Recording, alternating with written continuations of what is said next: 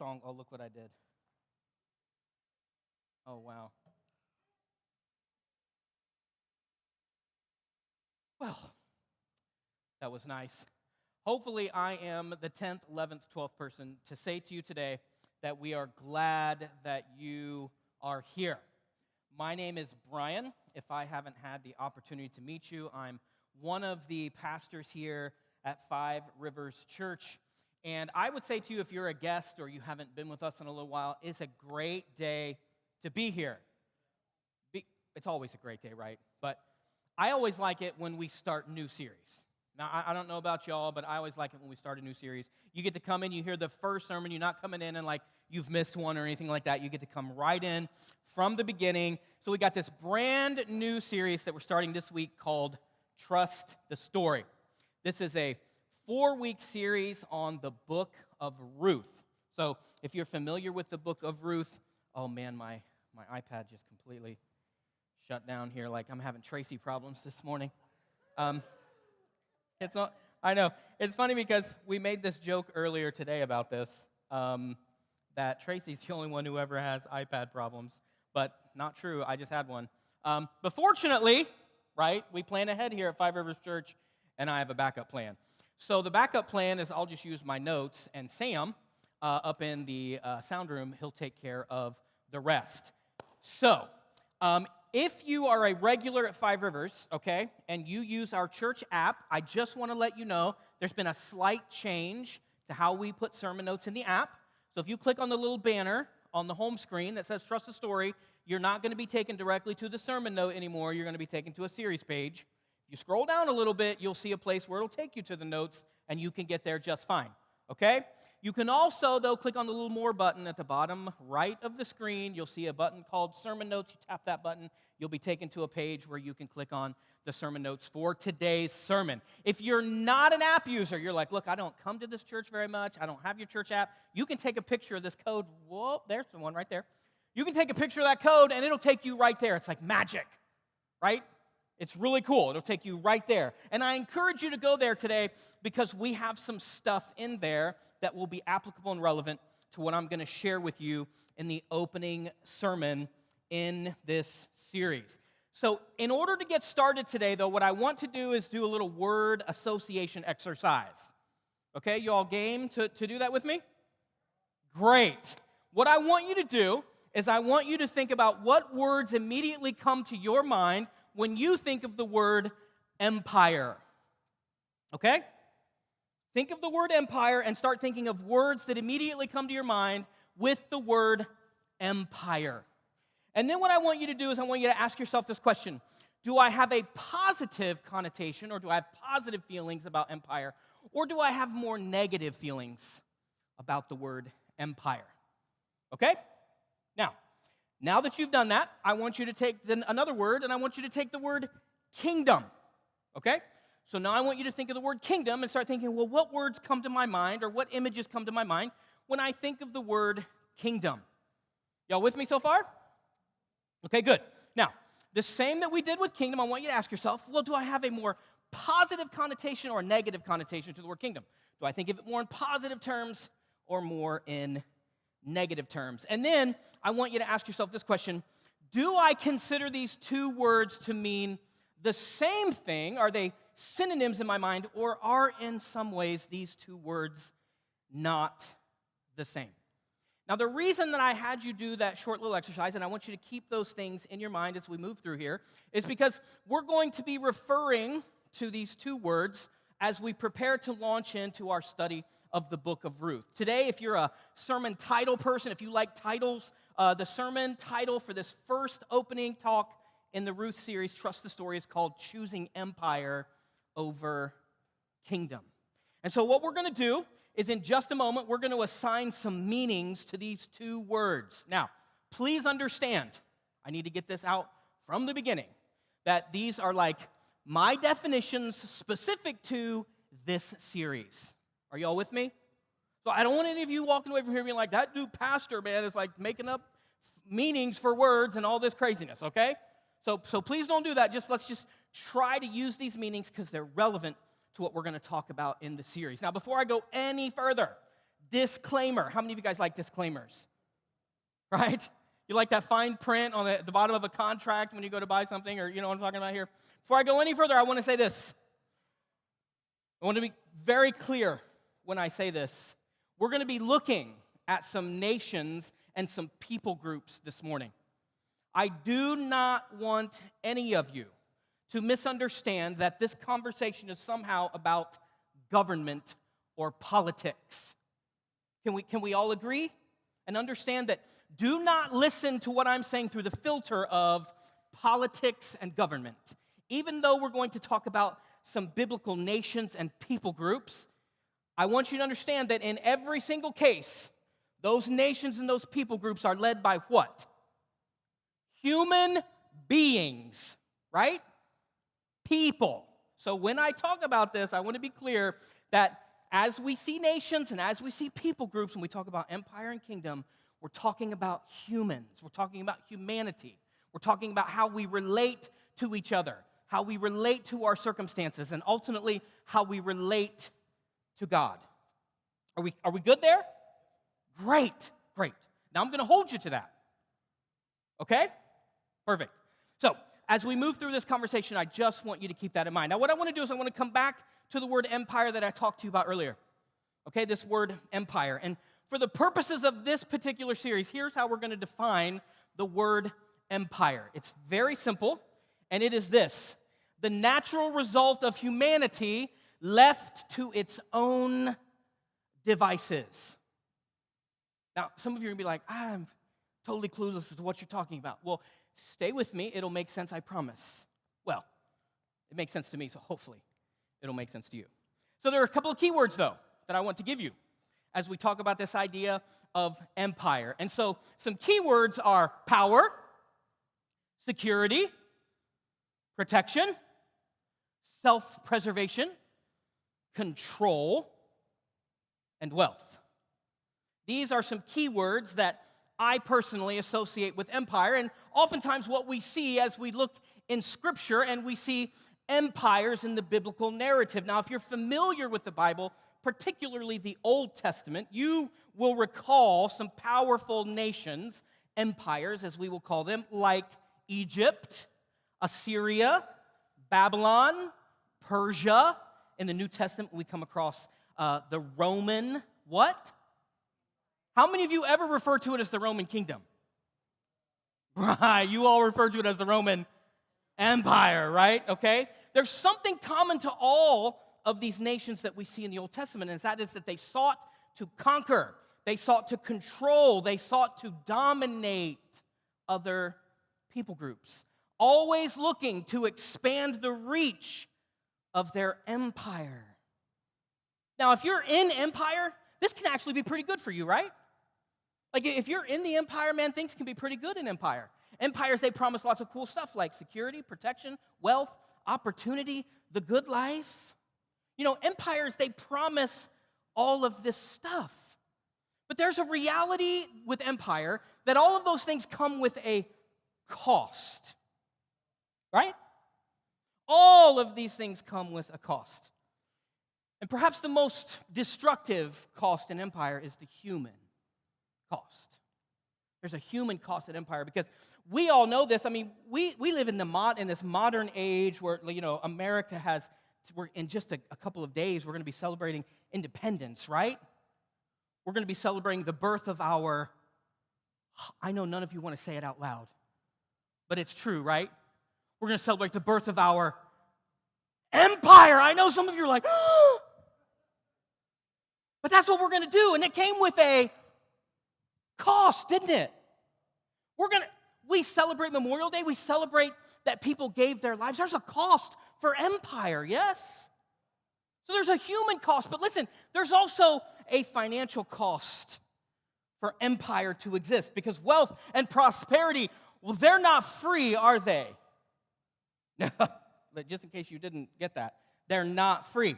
Let's look back at the Egyptian empire in the Old Testament, right? If you guys know the story, the Hebrew people went to Egypt to escape famine, right?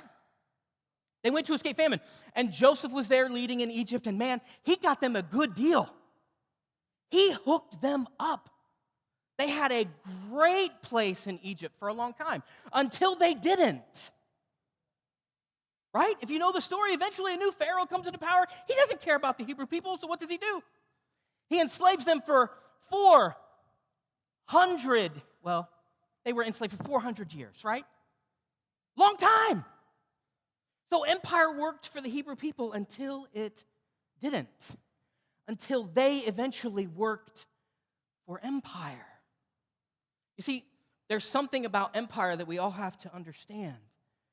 Empire exists where some people have a lot and some people have very little, right? That's just the way empire works. If you have a basic understanding of economics, not everyone can have a lot, right?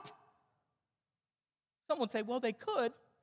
Well, but in order for that to happen, that would mean people would have to not be selfish and greedy and wanting more and more and more for themselves, which is a natural byproduct of empire. Now, here's what I want to be very clear about today.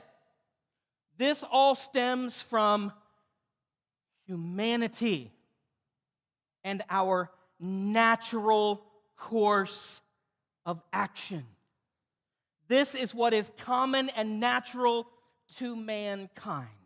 Let me ask you, who among you would say, I don't care about security? Who among you would say, I don't care about protection, self-preservation, wealth, opportunity, the good life? How many of you would say, I don't care about that? Because I'm going to guess that we all do. Because we're all human together. And on some level, we all desire this. But there is a reality that we have to acknowledge here. And this has been proven century after century, millennia after millennia, people group after people group after people group.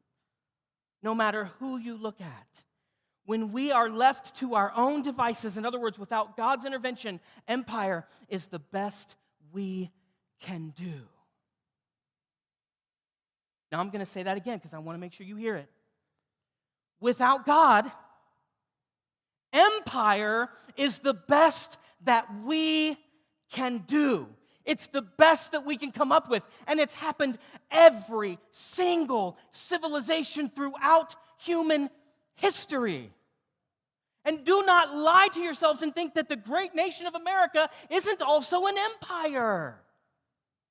Now, I know that we don't like to hear that, but we live in an empire, and I think we just have to acknowledge it because it's what humans do, right? And who leads our nation? People lead our nation, true? Yes, broken people just like all of us. And so, I'm not here to rail on anything. I just want you to understand that empire is the best we can do without God. So no matter how hard we try, no matter how educated we get, no matter how enlightened we get, no matter how much we learn from history, empire will always be the best we can do. But what if God has something different in mind? What if God has something different? What I'm going to call kingdom. And so for the purposes of this series, here's what we're going to call kingdom. Kingdom is the result of trusting God and the story He is telling. Now, some of you are going to be like, dude, that's ridiculous. Right? Some of you are going to be like, that don't even make any sense. Well, if you stay with me, I think it might. I hope it might. But just like with empire, we've got some keywords that I want to put up on the screen here. Peace. Sacrifice. We all love that word. Service. Hospitality. Partnership. And here's the best one. Trust. How many of you trust your leaders? Right? Oh, yeah. Oh, here we go. We nailed it. Trust. Here's what I want you to know in the Old Testament. You go back and you read the Old Testament, right? Go back through it. You'll read the story of a man named Abram, whom God chooses to partner with to bring kingdom to the world. Okay? Abram would go on to become the father of what we would call the Jewish nation. Okay? There's a lot that happens in between there, but eventually, Abraham's descendants become the Jewish nation. Okay? And so, there's this idea that God has that I'm going to do it differently than the way y'all do it, right? I have this plan to partner with this guy and these people to bring a different way of interacting with each other and leading each other. And we're going to call it kingdom versus empire. It's different than empire, it's kingdom. And if you go back and look at God's design for kingdom, it's radically different than what everyone else was doing. Would you agree? Any of you who know it, would you agree that it's radically different in so many ways? This idea that God has for kingdom is different. It's a kingdom in which radical love, hospitality, and care for the orphaned, widowed, and the foreigner were a huge priority. Taking care of each other was huge. If you go back and look at God's idea for kingdom. But what's really different about it is that He would lead it. If you all know the story, who did God originally have in mind to lead His people? He had Himself in mind. Eventually, if you know the story, they chose, well, we don't like that idea. Why did they not like that idea? Because they wanted to be like everybody else. We want to have a king. That's what we want. Here's what happens. Again, if you know the story, God builds this nation of people, and eventually they put themselves a king in place, right? Saul passes the kingdom. Well, he doesn't pass it on. It's taken. And it's given to David, and then David hands it off to a real winner. So, you guys laugh. But if you're in the world of politics, Solomon was amazing. Solomon built Israel into a world power. I mean, that's pretty amazing, don't you think? If you're in it for empire. But if you're in it for kingdom, it's not. And here's what we find. I'm going to go through this really quick.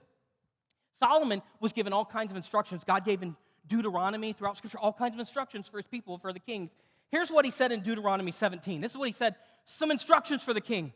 The king, moreover, must not acquire great numbers of horses for himself, or make the people return to Egypt to get more of them. Egypt is a bad place, right? He says, for the Lord has told you, you are not to go back that way again. He also said, don't take many wives, or your heart will be led astray. And then he goes on, he says, don't accumulate large amounts of silver or gold. Well, that doesn't line up with empire at all. And if you know the story of Solomon, you know that he did all three of those things and way more. In fact, if you have YouVersion in front of you, you can see where I have said he did these things. I've even given you the scripture references you can read where it shows that indeed he did them. Because Solomon ignored God's instruction and he turned Israel away from kingdom and toward empire. Throughout the biblical narrative, over and over and over again, we see God's people leaning into empire and away from kingdom. And here's the reason why. Kingdom and everything about it is counterintuitive to us as people. There is nothing about kingdom that is naturally intuitive to you and to me. It violates your natural tendencies and your natural human desires. You hear a lot more about this in the New Testament, right? When Jesus comes proclaiming that the kingdom of God is at hand. You see, we see Jesus talk about this, but here's what you need to know. The seeds for kingdom were planted thousands of years before Jesus ever came on to the scene. God's idea for kingdom was planted in the Old Testament with a guy named Abraham. And it comes to fruition through the person of Jesus Christ. But here's the thing. Kingdom, more than anything else, requires trust. You have to trust God in order to realize kingdom. Because I'm trying really hard not to do this today, right? How much time do I have? Kingdom is so hard. Because kingdom is more than just saying, God is great and God is good. Do what's right and everything will be right in your world. I don't think we even really fathom what it means to live in kingdom. But I don't have time to talk about all that today because I got to talk about Ruth. So trust, the series title is Trust the Story, right? And what we're going to do is we're going to look at 5 verses from the book of Ruth. Just 5. And we're going to look at how one guy failed to trust the story and leaned into empire instead of kingdom. Ruth, chapter 1. The first 5 verses. Read them with me. We're going to start with verse 1. In the days when the judges ruled, there was a famine in the land. So a man from Bethlehem in Judah, together with his wife and 2 sons, went to live for a while in the country of Moab. Now, there's a whole lot buried in these first few lines that we have to talk about. First of all, let's look at this. In the days when judges ruled, what does that mean? If you stop and think about that, that means that there is no kingdom of Israel yet, right? The kingdom of Israel has not yet been in existence, and so judges are ruling the land. There's this dude, the Bible tells us, who lives in Bethlehem, and he's experiencing a famine in the land. Now, how many of you have lived through a famine here in America? That's right, none of you or me. We don't know what famine even is, because is there a famine in one part of the world? Well, we just take stuff from the other part of the world, right? Unless you live in certain parts of Africa, and then that's maybe not the case. I know, that was a dig. I apologize. But there's a reality that there was a famine. Now, if you look at this map right here, I would encourage all of you to try and find Judah. If you're looking at the church app, you will, or the YouVersion event, you'll see this app is in there as well. Judah is right up here a little bit to the left, middle left, the kingdom of Judah. Now, I want you to also look for a place called Moab. It is the purple area, literally right across the sea there from the kingdom of Judah. Now, how far do you think that is from one place to the other? Do you think that's an extraordinarily large distance or a relatively small one? Probably relatively small, as the world is large, right? So let's say there's a famine in Judah. Do you think there might also be a famine in Moab? Yeah. There's probably also a famine in Moab. So here we're told that there's this guy and his family who live in Judah. There's a famine, and so he decides, you know what I need to do is I need to leave Judah.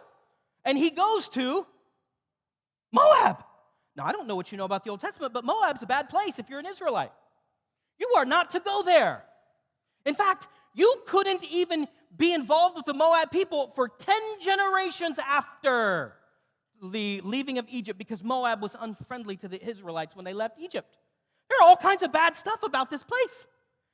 And this guy chooses that he's going to go and live there. And I want you to notice that what it says, it says he's going to live there for what? A little while. What does that mean? Probably just until the famine passes, right?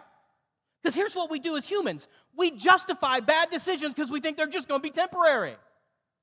Well, I'm not going to live there forever just until this famine passes. Y'all follow me? Okay. It goes on. Then it tells us who this guy is. The man's name is Elimelech, or Elimelech, however you want to say that. His wife's name was Naomi. The names of their 2 sons were Mahlon and Chilion. They were Ephrathites from Bethlehem in Judah. And they went to Moab, and they what? They lived there for a little while, right? They lived there just for a little while until the famine passed. Let's continue reading. Now, Elimelech, or Elimelech, Naomi's husband, died, and she was left with her 2 sons. You hear that? Elimelech dies, and she's left with her 2 sons. Now, if you know anything about life in the Old Testament times, how long did people wait before they got married? Did they go to college first and, make sure that, nope, they got married pretty young, didn't they? So if Naomi's sons are not married, do you think they're very old? Nope, probably not. Do you think Elimelech was very old when he died? Probably not. He's got young sons. So do you think when Elimelech moved there, he thought, I'm probably going to die here? Nope, probably not. But he moves his family there to Moab, bad place, not supposed to be here, and he dies. And what do his sons do? Let's read it. Verse number 4, they married Moabite women. Oh man, you took a bad decision and now you're making it way worse. They married Moabite women, one named Orpah and the other Ruth. After they had lived there, how long? About 10 years, just long enough for the famine to pass. Both Mahlon and Chilion died, and Naomi was left without her 2 sons and her husband. Wow. Here's what I want you to understand, folks. This dude, Elimelech, however you want to say that, is trying to escape famine. And so he goes to a place he knows he's not supposed to go. Now, let's give him credit. He didn't go to Egypt, right? Let's give him some credit. He didn't go to that place. I mean, that's the worst place you could possibly go is to Egypt. So he didn't go to Egypt, but he did go to Moab. It's almost like he's justifying saying, well, I'm not going to Egypt. It could be worse. How many times do we do that in life? Well, I'm not making the worst decision I could possibly make. I'm just not making a great decision. I'm not making a kingdom decision. Oh, right? I know this is hard. Look, and some of you probably think, I wish this guy wouldn't speak as much because it's not very uplifting and encouraging.